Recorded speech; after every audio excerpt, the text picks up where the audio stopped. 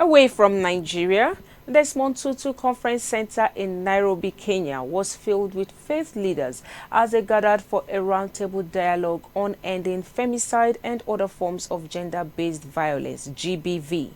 The All-African Conference of Churches, being the convener, partnered with Christians Aid to organize a dialogue which engaged over 50 faith leaders in deep conversations, interrogating the reasons accounting for the persistence and rise of femicide in Kenya, and identifying means of amplifying faith-based advocacy against GBV. The World Health Organization defines femicide as the intentional murder of women based on their gender. Report states that prevalence of femicide in Kenya is alarming. Between January and October 2022, Femicide Count Kenya reported 58 femicide cases, 152 in 2023 and 14 in January 2024.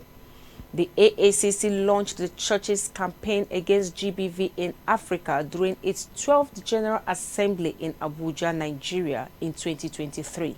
The AACC urged its members to stay committed to ending all barriers to SDG 5 and the AU Agenda 2063 Aspiration 6.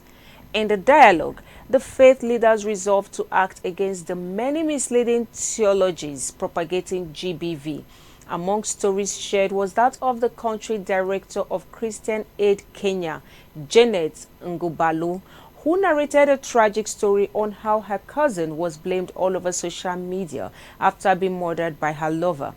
Reacting to Janet's sharing, the Most Reverend Dr. Joseph Olesabit, Archbishop of the Church of Anglican of Kenya, condemned the culture of blaming victims of GBV and their families for sins perpetrated against them.